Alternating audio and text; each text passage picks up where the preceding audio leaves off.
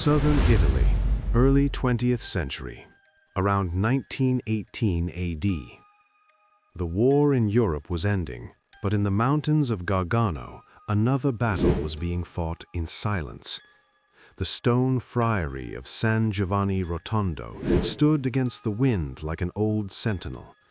Inside its cold corridors walked a Capuchin friar with bandaged hands and eyes that seemed to look beyond the walls of the world. His name was Padre Pio. The villagers whispered about him. Some said he carried the wounds of Christ. Others said he carried secrets.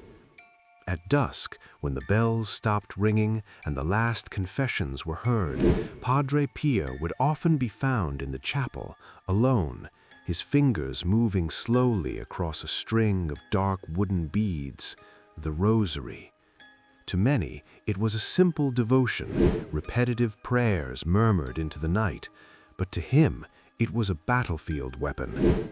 He once called it the weapon for these times, and he said it with the gravity of a man who had seen something most men never see.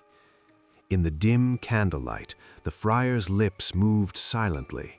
Ave Maria, Ave Maria, the rhythm steady like a heartbeat, his breathing shallow, his shoulders tense.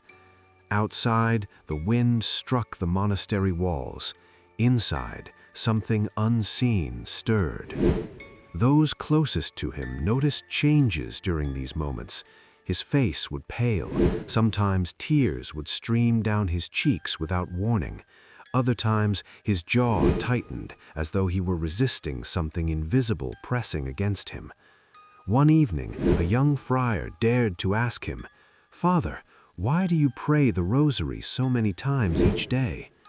Padre Pio looked at him, not with impatience, but with a kind of sorrow. "If you knew," he replied softly, "what happens when a soul truly prays it, you would never stop." He did not elaborate, but that night something happened that would reveal the reason for his urgency. It was well past midnight. The friary was silent. Padre Pio knelt alone in his cell, the rough stone floor pressing against his knees. The rosary beads hung between his fingers. As he began the sorrowful mysteries, the air in the room shifted. He later confided to a spiritual son that the walls seemed to dissolve, not metaphorically, not imaginatively, dissolve. Before him unfolded a scene not bound by stone or time. He saw a battlefield, but not of soldiers. He saw souls. Some were shrouded in darkness, surrounded by shadows that clung to them like smoke. Others were faintly illuminated, as though a distant light strained to reach them. And between them moved figures, some radiant, others twisted and distorted. Every time a Hail Mary left his lips, a flash of light shot outward. Not symbolic light, real light.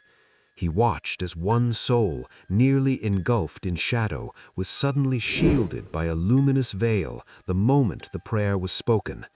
The darkness recoiled. The figures of shadow hissed and retreated. Padre Pio trembled. The Rosary was not repetition. It was intervention. He realized that each bead was like the pull of a trigger in a hidden war. But the vision did not end there. As he continued, the scene deepened and grew more unsettling. He saw that when a rosary was prayed carelessly, distractedly, its light flickered, weaker, unstable.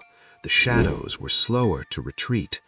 And when a rosary was abandoned midway, the light extinguished abruptly, leaving a soul exposed once more. The friar's heart pounded. How many prayers had been rushed? How many beads hurried without thought? How many souls depended on what seemed so small? He tightened his grip on the beads. Sweat gathered on his brow. He understood then why the enemy hated this prayer, why distractions multiplied the moment one began it, why fatigue and sudden restlessness crept in at the first Our Father. Because something real was happening, something unseen, and something fiercely opposed. What would you have done in this moment? Would you dismiss it as imagination, or dare to believe that every whispered prayer moved the invisible? The candles in his cell flickered violently, and then the vision shifted again, darker this time, darker than he expected. The battlefield dissolved into a narrow path descending into shadow. Padre Pio felt no physical movement, yet the sense of descent was unmistakable, as though the earth itself were opening beneath him. The rosary remained in his hands. The beads felt heavier now. The air thickened. Before him appeared a group of shadowed figures clustered around a single soul. They did not strike it, they whispered to it. Accusations, despair, reminders of past sins long confessed. The soul shrank under the weight of memory. Padre Pio recognized the torment. He had heard it countless times in the confessional. "Father, God cannot forgive me. Father, I am too far gone." Now he saw the source of those thoughts. One of the distorted figures turned towards him. Its presence was not fully visible, more like a tear in reality, a distortion of light and form. It recoiled at the sight of the rosary in his hands, and yet it did not flee.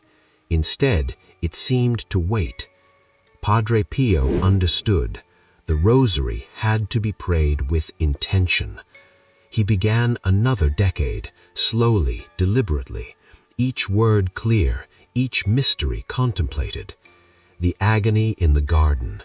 As he meditated on Christ sweating blood in loneliness, a different light emerged, not blinding, but sorrowful and steady. The whispering shadows grew agitated. When he reached the 10th Hail Mary, the light surged forward like a tide. The accusing voices were drowned out. The tormented soul lifted its head, as though hearing something truer than the lies surrounding it. Then, unexpectedly, the vision widened. He saw ordinary homes, kitchens, fields, sickbeds. He saw a mother praying quietly while her children slept. He saw an old farmer fingering worn beads under his coat. He saw a young soldier in uniform clutching a rosary before marching into uncertainty. With each prayer, threads of light connected them, not only to heaven, but to one another. A vast web of luminous strands stretched across nations, and where the strands overlapped, the darkness struggled to penetrate. Padre Pio's breathing quickened. The rosary was not merely personal devotion, it was communal defense. But then came the most unsettling part. He saw places where no light threads formed, homes where beads gathered dust in drawers, lips that once prayed but had grown silent. In those spaces, the shadows moved more freely. He witnessed temptations intensify, divisions deepen, bitterness take root. Not because God had abandoned them, but because the weapon had been laid down. His hands trembled. He felt the immense weight of human freedom. He could not force anyone to pray. He could only plead. And that is why he urged his spiritual children relentlessly, pray the rosary, not as superstition, not as routine, but as lifeline. The descent stopped. Silence fell.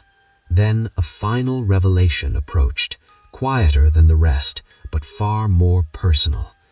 The scene narrowed until there was only one figure left, himself. He saw his own soul standing amid both light and shadow. The wounds in his hands glowed faintly. Around him swirled opposition, hatred, doubt, the very attacks he endured daily. He realized something humbling. The rosary was not only for others, it was the shield that kept him standing. Without it, even he, marked by extraordinary signs, would falter. The vision began to fade. The walls of his cell slowly returned, the stone floor, the narrow bed, the crucifix hanging above. but one final whisper lingered in the darkness. If they truly understood, they would never stop. Padre Pio lowered his head.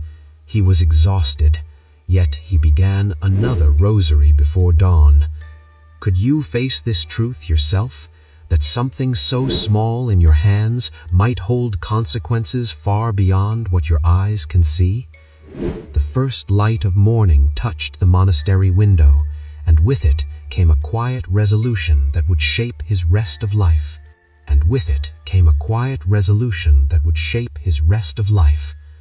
From that morning forward, Padre Pio intensified his insistence. To pilgrims who climbed the rocky paths to San Giovanni Rotondo, he gave simple counsel: pray, pray the Rosary. Some expected dramatic prophecies. Instead,